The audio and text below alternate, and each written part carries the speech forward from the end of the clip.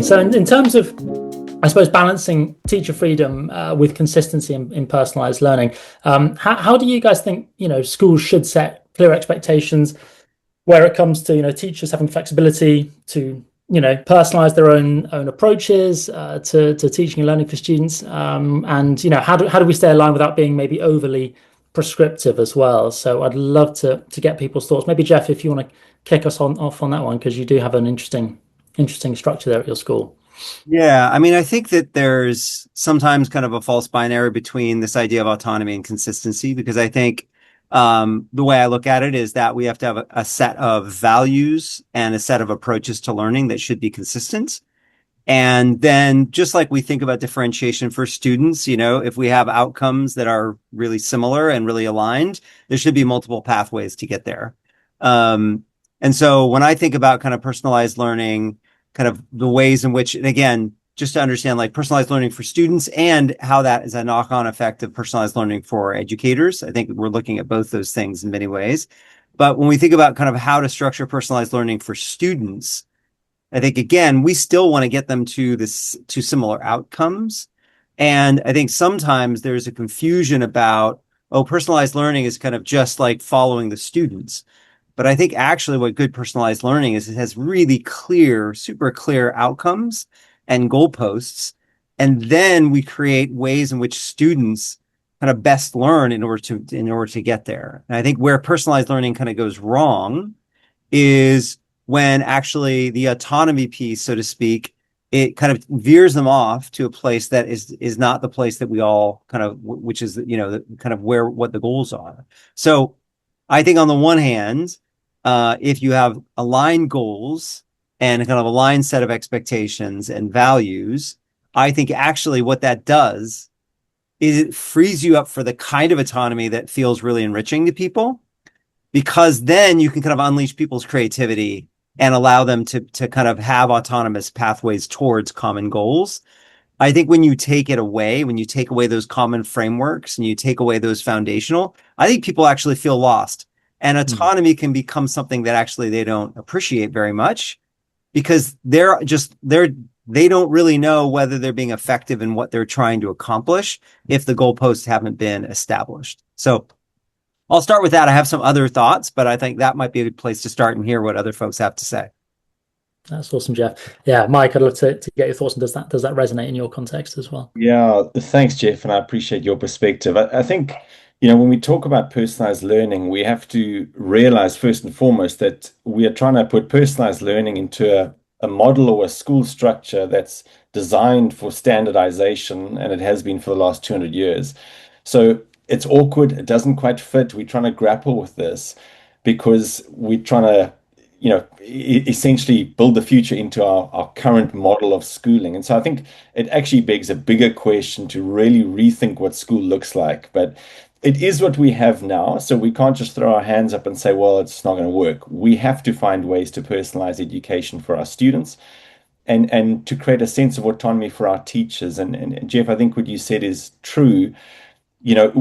Total autonomy, I think, can lead to chaos, right? There has to be some level of alignment and cohesion. Otherwise, we're not pulling in the same direction. But there has to be that level of autonomy. I actually think in our current school model, it comes down to the curriculum structure that we offer. And some curriculums lend themselves better towards personalized learning in the pathways that they can promote and offer to students, right? And whereas other education models tend to be a lot more rigid in terms of their course offerings or whatever it might be, or their post-secondary pathways. So I think in our current model of schooling, which is what we have today, it's the best we know of right now. I think we have to actually look at the real curriculum structure that we do offer, and find the personalization and autonomy within that. And I do think there's some really great, options out there. And schools are really pushing the boundaries and exploring what that looks like so that students can follow their passions and still achieve an accredited diploma and go on to post-secondary and be highly successful. So those are some of my initial thoughts. Yeah, philosophically, I think we could talk for hours, right, on the Mm. structure of schools and what we think they should look like. But this is where we are now. And so I think, yeah, I would say looking at our curriculum options will be the best start. Awesome, thanks, Mike. Nadeem, I'd love to get your thoughts in terms of, is this what you're hearing across the sector as well in the work that you're doing at TeachAid, and yeah, that consistency and personalized teaching from teachers' perspective. Yeah, it definitely is. Um, at TeachAid, I guess what we're focused on, because most schools and districts are really focused on this, giving teacher autonomy, but aligning to the vision, framework, strategy.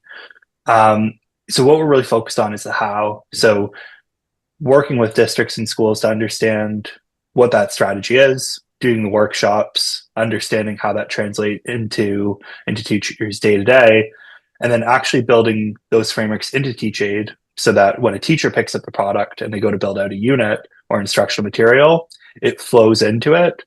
I guess what I'd be interested also learning more about is what the how currently looks like in your context. How do you kind of set this vision? How do you create these strategic pillars, and how do they actually get into the classroom?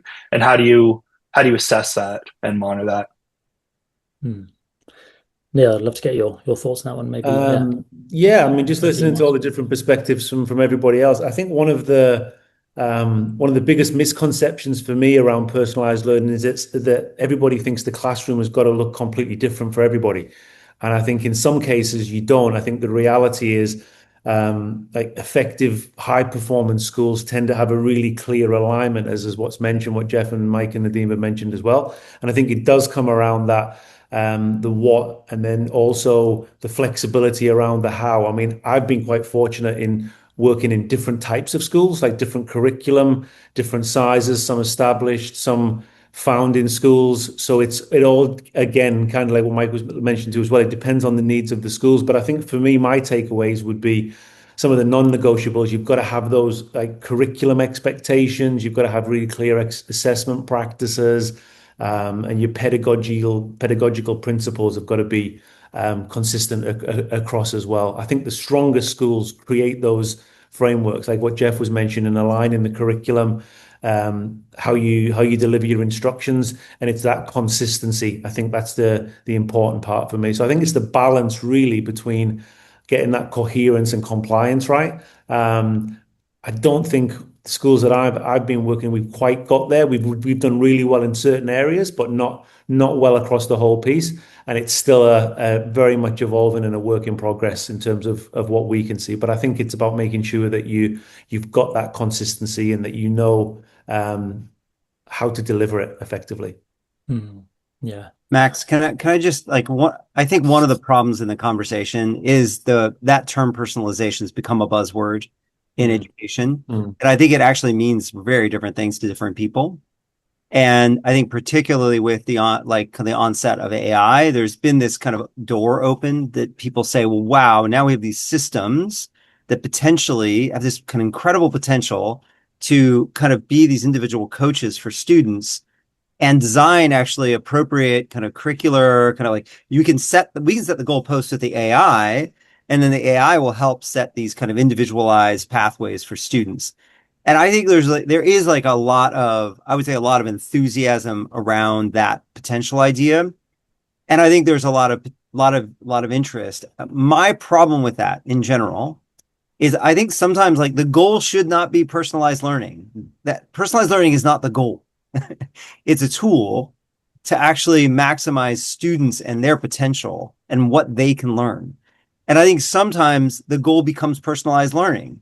And then when it does, it's actually not like I actually think the reason why most of us work in schools is because we believe in the collective power of our institutions and that we know that kids learn better when they're with their peers. When, I'm a big, Vygotsky person, the social power of learning. So I think the idea somehow that we're going to move to models that are purely personalized for the students' needs, interests, curiosities, I would say that's the wrong direction. I think that's like a monetized system that's kind of harvesting student data to get them to a place that may not be the goal that we want for education. So I think in some ways, I would, one of my frustrations with the conversation is actually sometimes the goals are not clear for what we want to get out of personalization. From my perspective, we should set the goals really clearly and then like let kids have a lot of space and autonomy around achieving those goals and understanding like where the opportunities are to collaborate with others, build things together, have impact on others. Because I think we could be going down a path where it's all about what can I do to optimize myself. And I think most of our schools are not set up, at least our mission statements are not set up to be personal optimization tools. I think if that's what we're doing, actually, for the 5% of kids who are extremely motivated and can do that on their own, they can actually do it with their own personalized AI without us. And so the purpose of school to me is much bigger than personalization.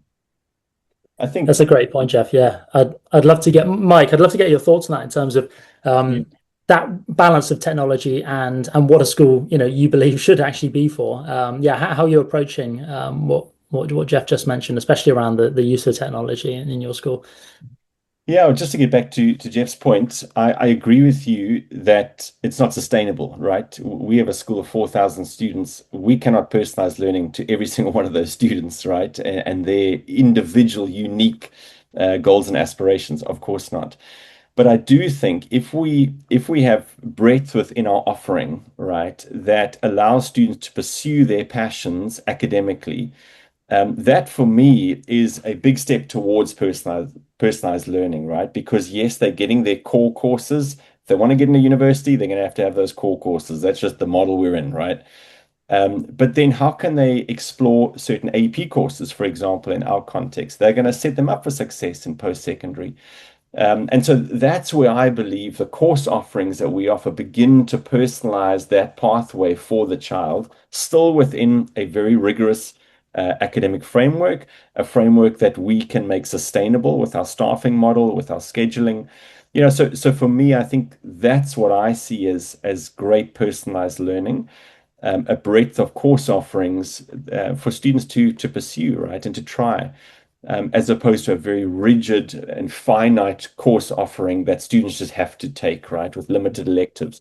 So look, that's I think, where we are, and I think where most schools are at, or schools are moving towards, right? Because within our current models, and I keep saying that's the best we have right now, and still that's amazing for a lot of kids, right? And that's great. But what comes next, I don't quite know, right? And I think that's something we're all grappling with, and looking at the evolution of AI and the speed of which it is influencing school systems, the world. I think as schools, we want to be on the front foot. And so, even if it's something as simple as leveraging certain AI tools to support classroom practice, I think that's great. But I think it's a journey of discovery, if I'm quite honest, and that's definitely where I am in this whole process. I'm by no means an AI expert. I'd love to be, but I think there are so many tools that we could leverage that could add a different dynamic to what we do in the classroom, and could maybe give kids exposure to different things, right? Yeah. So when it comes to tech integration and AI influencing education, what that looks like, I'm learning every day, and I don't quite have all the answers yet. Nadeem, I'd love to get your thoughts on this. Obviously being at the center of this conversation in terms of especially the use of technology. How are the teachers and the staff that you're speaking to maybe reflecting what's being discussed in this conversation, and where do you think that role is heading in terms of that balance? Yeah, and I think the model we're taking, and based off what we're hearing, I don't think teachers or districts want more pure personalized screen time where they're basically working with an agent or AI and having this kind of really, really personalized experience and tailored to that specific student. And I haven't explored that a huge amount because what we're really focused on is empowering the teacher to be able to build out rich tasks, thinking classrooms, rich pedagogical approaches so they can work with students and facilitate, bring down screen time and give those collaborative opportunities to Mike's point, and build it that way where the teacher's kind of the guide. But it is interesting. I do wonder which way we kind of go? Is it that, and there's schools and apps kind of focusing on that really purely one-to-one AI to student learning and super personalized, but yeah, not what we're focused on. We're more so empowering the teacher to help personalize. Thanks, Nadeem. Neil, I'd love to get your thoughts now in terms of. Yeah, I mean, following on kind of similar to what others have said as well. I think schools really need to be kind of honest about where they are. I think sometimes technology it should simplify. That should be, to me, the purpose of it is it should simplify and it should strengthen learning, and not make it more complicated and more complex. I mean, ultimately, things like you want it for it to be effective, it's going to save time. It's going to enhance responses that students give you if we're doing it effectively. We use it for things like obviously formative assessments. AI is coming in now, tracking progress, data. I think the worry for me is when technology becomes really problematic when schools just add it on, and they're looking for a unique selling point or a new initiative or something different from their competitors or whatever they're going to use. And they sometimes you layer it on top of the systems and it becomes a little bit more complicated. And that's where I think we've just got to be really careful. I think you really got to be clear about what the school is, your context of your school in terms of your demographics, and then you really got to be clear in that purpose about what you feel and the values that aligns with your school and your mission and your vision. And then I think you then obviously you develop that with your strategic plan and go that particular way. But I think try not to overcomplicate it and just add it on, because you see it now, don't you? There's so many apps and so many applications that come in. Oh, we'll try this and we've got the resources to do it. And then everybody's in this room or trying this app or putting it, and they do it, and then it runs out of steam, and then nobody hears about it again for about another 3 or 4 weeks or a month, or you do it for one term and that's it. I think it needs to be like a good PD. You need to walk away with something tangible that you can actually deliver and implement in the classroom the next day, and it's going to have a meaningful impact. So yeah, that's where I think we're at the moment. Yeah, keen to double down on that question around professional development and how you are supporting your teachers and staff. Jeff, I'd love to get your thoughts on that in terms of, is it one-off training, ongoing coaching, support? How are you currently approaching this at your school? Yeah, so I think it's again, we've got some like overarching goals that we have for the year that are strategic goals that we've set. And then we try to align all our professional development with that throughout the year. I'm in my first year, so I've been kind of experimenting with new models with our team. One of the amazing things about the school I'm at Halcyon is that all of our teachers are trained cognitive coaches. And so as a result, like we can turn every PD session into coaching. So as teachers kind of, let's say come up with some sort of planning, we always build in a coaching cycle into the PD. So, at the end, it's like, present your idea. Then there's the kind of like a planning conversation through a cognitive coaching session.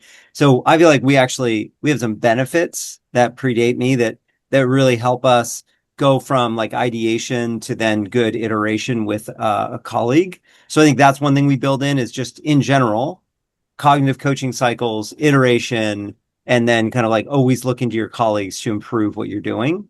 The other thing that we did this year that, again, I think if we're going to think about personalization, and we're trying to do that for our students, we actually have to walk our talk with our teachers. And I think one of the biggest problems with PD is like one size fits all. This idea that like all our teachers need the same thing at the same time. And so what we've really tried to do is maybe, again, be much more like driven by kind of a particular goal that we have and then provide different pathways for teachers to get there. And we ran a full day like unconference this year. So I don't know if you've ever done one of those, but basically instead of having it be like run by, people who pre-prepared things, it was like there were certain like 6 or 7 teachers that said, I really would like to run a session on this, on X. So, whether that was, we had some that were on differentiation, authentic assessment. We had one that was on, again, use of AI tools in order to improve your planning. So we had a series of ones that really came from the staff, like they wanted to participate in them. And then other staff members could basically choose what they wanted to spend the day on. And by the end of the day, like, again, there was just we went so much further, honestly, than we would have if people had been like felt stuck in a particular kind of session that wasn't met to their needs. So that's definitely a model that I'm going to use more frequently, particularly when we have like full days.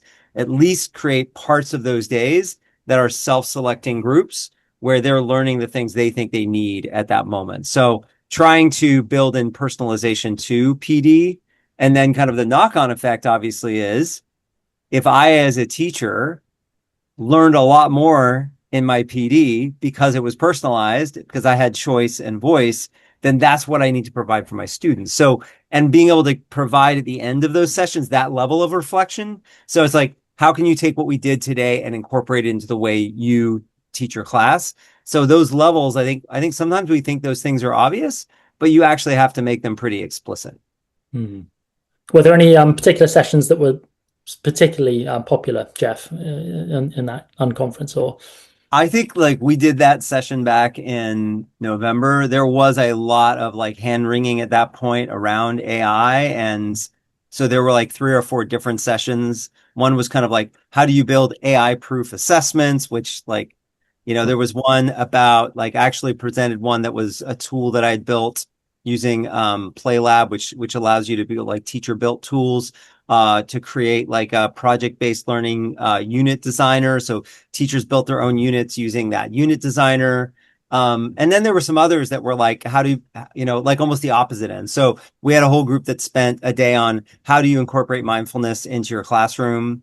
So there were, I mean, it was a very wide array. They were all kind of focused on some of the general goals that we have around student engagement. So it ended up being like I said, probably when we did our assessments, we always do a survey at the end. I think it was the most highly rated that we've done in a very long time. That's very cool. Mike, I'd love to get your thoughts now in terms of how you're approaching PD in your school as well. Yeah, well, maybe let me start off by saying the most of the best PD that I've ever been part of has always been offered by someone within the school that I'm working in. I think we often bring in experts, consultants, whoever they might be, and while absolutely they can add value and they do, and we utilize them as a school, the PD from the experts within the building, I just find is so much more beneficial because they truly understand the context, right? Whereas a consultant is coming in and essentially providing expert advice, but without the knowledge of the context. So for me, I think that's something that we have tried to do more and more, is create opportunities for our own staff to present and to lead certain professional development for staff.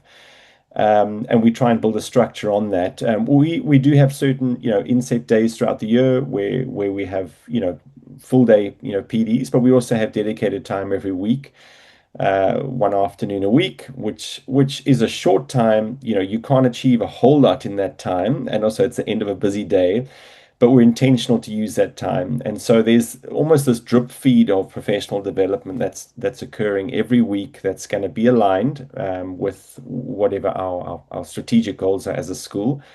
And I find that's sometimes better, right? Because it keeps the conversation on the tip of people's tongues, right? Whether it's looking at certain aspects of classroom management or curriculum delivery or whatever it might be. I just think it's beneficial, right, for us to be talking about those things regularly and being facilitated by people in the building, right, who know the context. I think sometimes we lose ourselves a little bit with PD when it's not directly focused on impact in the classroom, right? And so what is from the work we are doing today, how is my practice going to be better tomorrow for my students? What do my students need me to learn so that I can be better for them, right? And I think sometimes we kind of lose our way a little bit and it becomes about the adults, right? But actually it's got to all be about the students. And so keeping it focused on how can I get better so that my students can have a better experience, so I can challenge my students more effectively. That's one of the guiding questions that we keep asking when we talk about PD. I think sometimes it's also the simple things we miss out on, right? I mean, Jeff, you mentioned about some AI in assessment. I had a little chuckle there because that's something we've been grappling with. But like, what a great topic, right?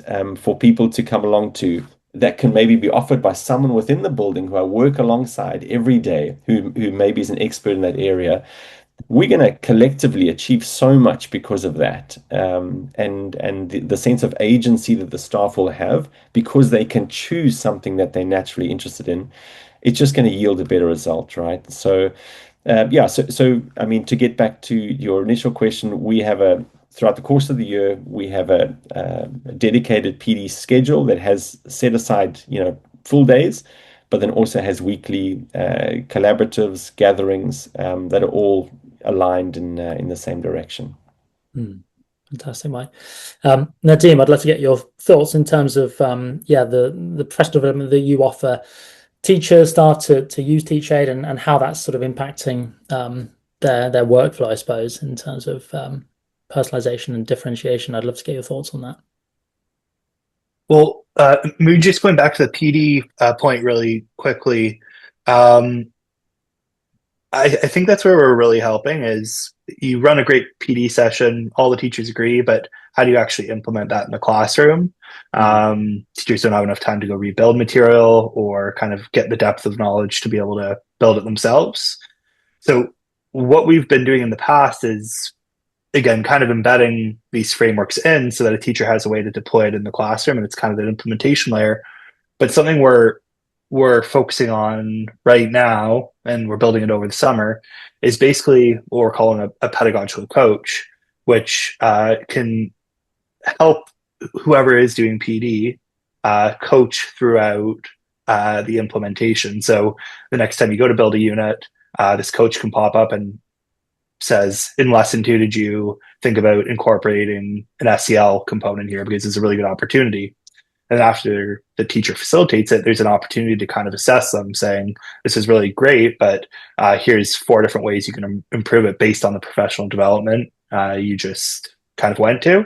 So yeah, we're really kind of focusing on not only that implementation, but how do we do that on coaching? And we're starting to work with teachers colleges on that too, because we see this gap where teachers are coming out of teachers college, and how do they get that training and coaching in the first few years of instruction?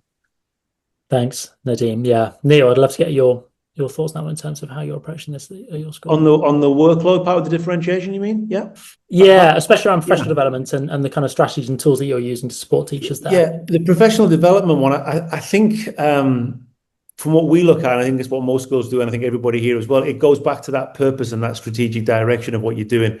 If it's isolated, I don't think it has the impact. I think there needs to be a series of workshops or PD that the teachers are going to use and be able to embed within their learning, and that's going to really have the impact on them. What you tend to sometimes get, and I've been part of this before, where everybody has a Monday CPD and you plan it out at the start of the year, or you start planning it now for next year, and everybody wants a bit of the pie, and then EAL come in and SEN come in and they come in, and there's one here and there's one here and there's one here, and it doesn't link, it doesn't connect. It's just a one-off, and you get a little bit of a takeaway. So I think it needs to be sustained, and we've gone more towards like a targeted approach where you actually target the PD. So secondary could be doing something that's specific about adaptation or something adaptive teaching, whereas primary are looking at like inquiry or scaffolding questions or something like that. So rather than it be a CPD for everybody, whole school, you actually make it phase specific or school-wide, school phase specific, and then you actually get a little bit more from it that particular way. So we've gone that particular direction, and we're finding that that's having a little bit more impact in terms of, because it's relevant to what we're actually doing within our teaching and learning framework as well. And that has really helped teachers, because they actually, and it's like what Mike said, they're actually getting involved and they're bought into the process. They're delivering the CPD more often than not. So it's very in-house and it's very directed to the context that we've got. And in that way, it's personalized. And then people get the chance afterwards. You build in that culture so they can reflect and then go and visit classrooms and have an additional CPD session later on to follow up what they've done. I think it's always good to run that PD where you run it for a few weeks and then you go on to something else, but then you come back to that to give it a chance, a bit of a runway to see whether it's actually having that impact and come back. Because often you'll do it and then you never hear of it again. So I think we're trying to work an approach where you come back to it after a few weeks and then see what the impact was on the students, teachers, and obviously on teaching and learning. If we've got data to come from that as well, then obviously that helps. Just out of interest, how are you tracking the learning from teachers, I suppose? So, do you have shared resources, shared spaces where these things are developed and tracked as time goes on, so you can reference back to it? How does that look? Yeah, I mean, we use like a data suite, so we'll use it on surveys or questionnaires or various types of apps or assessments that we can use to collate the data, and then we just try and keep it quite minimum, not too much data, because there's a tendency that you can have too much, and then where does it go? So we're quite clear in terms of the data that we want to get, like academic and obviously well-being, pastoral, that sort of stuff, and then we just track that we link it to the PD, and then from the PD we then build in the assessments from that particular way. Fantastic.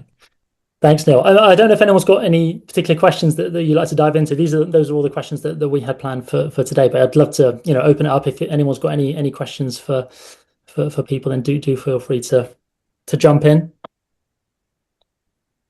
Well, I was interested in, I mean, there are a couple of things that I think that were in some of the initial questions that we didn't really get to. One was this kind of question of kind of thinking about the ways in which to reduce the workload.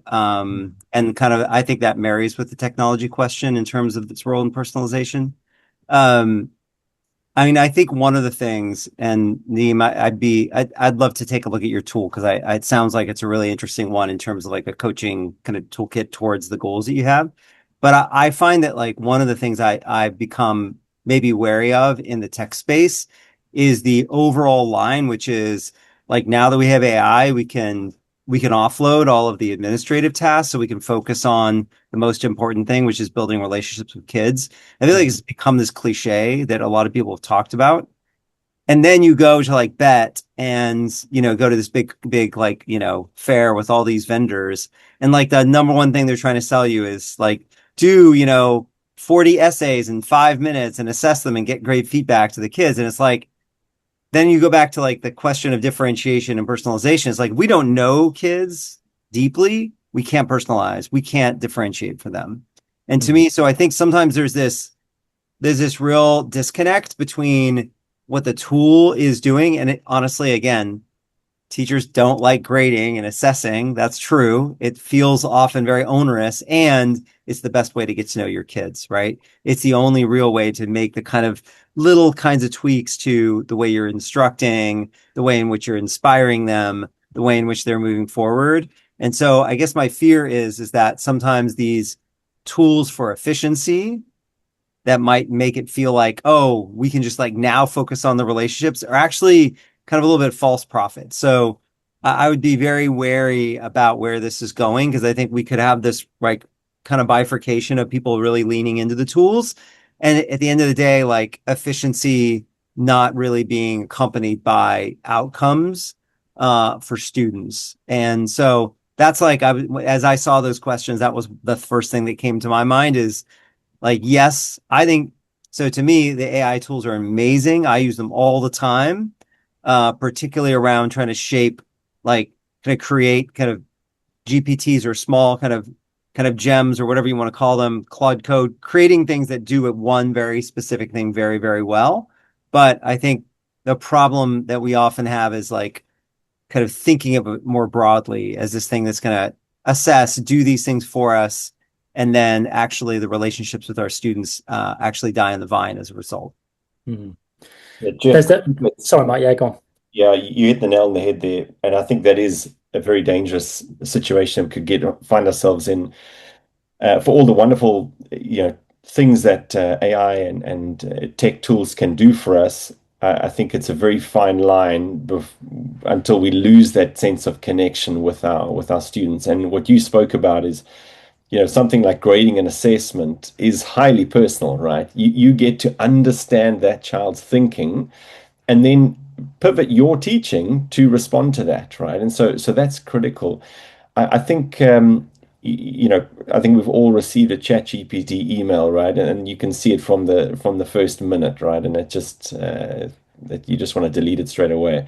So I think it's like that, looking at that. But where can we utilize AI tools to buy ourselves time? I think that's the key here, right? It's not actually to replace the process of teaching and learning. I think that has to be led by the teacher.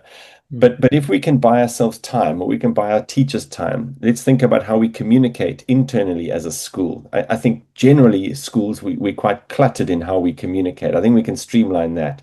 Perhaps there's tools that can support that. How do we do our scheduling?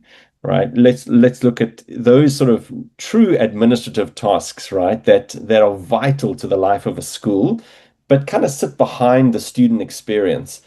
And I think that is where I see the opportunity for AI tools and tech integration.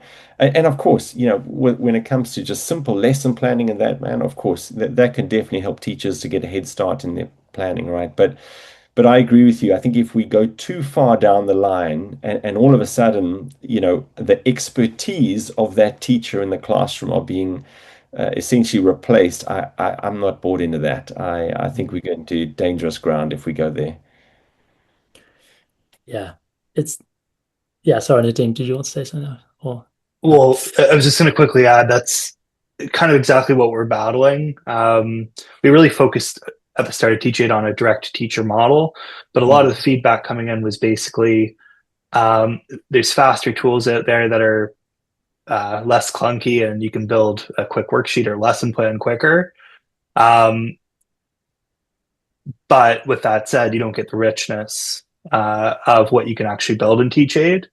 So it's actually really difficult because and usually you think about the companies kind of pushing these types of feature sets, but the market's actually pulling us, at least at the teacher side, in this direction. So we've actually really started to focus on working with districts and schools top down while trying to build the best teacher experience that we can. But I think it's kind of this balance because at the end of the day, I think a lot of employees want to do their work quicker, want to do it more efficiently, but there's trade-offs with that I think the district and leadership needs to kind of keep in check. Hmm. And just out of interest, I mean, what's come up in a lot of the conversations we've had previously is the sort of the concept of data lakes and all this information that we have by using all these different tools. Maybe you're struggling to prioritize which tools to use sometimes, or which tools to bring into the classroom. Just out of interest, Jeff, how are you going about managing all of the information that's being generated by different tools, different processes you're putting in place to support student learning outcomes ultimately, but then tracking that to an actual outcome is often very tricky, right? So just out of interest, how are you dealing with all of this data information that you are getting and then allocating that to outcomes? Not very well. No, I mean, I think like we're actually in the process of looking at new systems that might help us kind of align data. One of the things I think actually, I would say this, for the most part, we have like data silos at most schools. So we have like our grading and reporting data. We might have some like social emotional learning, or some data that's like let's say perceptual data that we do every year. Then we've got like observational data. So we've got like these different silos of data. And I do think that's where some of the AI tools can be really powerful because they do marry the data. I would say this has been the biggest for me. We're going through the strategic process right now. So we did a ton of just diving into our community, getting data from our community, gathering all of that from students, parents, alums, our teachers, etc. And once I got all that data, we use like Google Forms for a lot of that. It's a really poor way to actually do your data. So what I did is I basically downloaded all the data on CSV files, and then I built a data visualizer on Claude, built a skill on Claude, and now I have this like really beautiful data visualization that allows me to manipulate it. And so I created my own portal, and it's like nothing I've ever been able to do before, right? Because it's like custom to what I want as opposed to an off-the-shelf kind of tool. So to me, like that's where there are huge just possibilities and potential. And like, I guess for me, I've just been learning about using a tool like Claude where you can build skills. So like a data visualization skill makes Claude all of a sudden go from something that's okay to something that's like incredible in terms of data visualization. And you can put your branding in it, you can do all that stuff and then share these dashboards with your community. So like to me, that's been like a big level up that I never would have been able to do even 6 months ago. So that's really exciting for me. I know it's that's where we are. That's very cool. Mike, Neil, does that resonate with how you're dealing with large amounts of data Yeah, I in your mean, schools? it's a good point that Jeff made. I mean, I think it's getting that data. It's like I mentioned before, I think on one of the previous questions, you can get so much of it and it can just go off. And I think everybody's just trying to grapple with that, aren't they? And trying to like triangulate it so you can get the most effective output from that data, then be able to use it in the classroom with the students, with the parents, the community, if you're trying to market the school, whatever that might be. We haven't actually got that in terms of what you're working on there, Jeff, sounds really, really exciting in terms of what you've created. Because obviously you get ownership of it and you can manipulate it and make it do what you need it to do. So I think that's where we need it to go. And I think it's what everybody's been saying. It's that time element, isn't it? I mean, if you're in education, the biggest word is probably time. And if it can save people time and efficiency and we can work smarter. For me, I'm really interested in trying to get the data. So it's about, and especially with the technology and the personalization, about how it enhances responses for children, because we've got such a diverse needs. The EAL needs are obviously increasing as coming to students in schools, the languages, the different levels that they're exposed to, immersion levels, and so forth. So it's just being able to, if we can make that technology and that personalization so that we can get better responses from children. And I think that really, to me, would be really, really powerful, that we can really zone in on them using it so that they're giving us meaningful responses. And it really just demonstrates their understanding. It shows their understanding of what they're doing. And that can be in their it can be in English language, or it can be in their mother tongue, or whatever that might need to be. I think that's where I'd like to see it more in terms of the responsiveness of what we can get the students to give us back. Mike, does any of that relate with you? And also around the data question as well? I mean, what both Jeff and Neil said, very similar.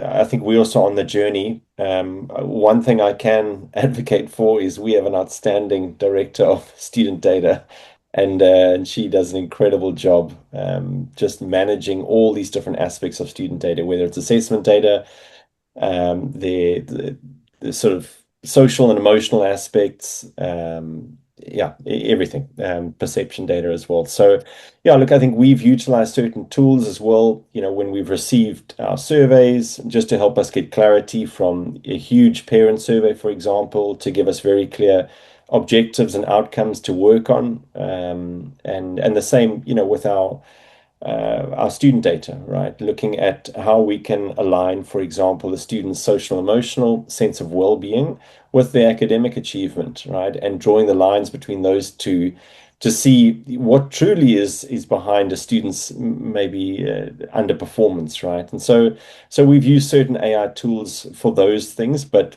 really, I'll be honest, we're scratching the surface, and we're still learning a lot about that.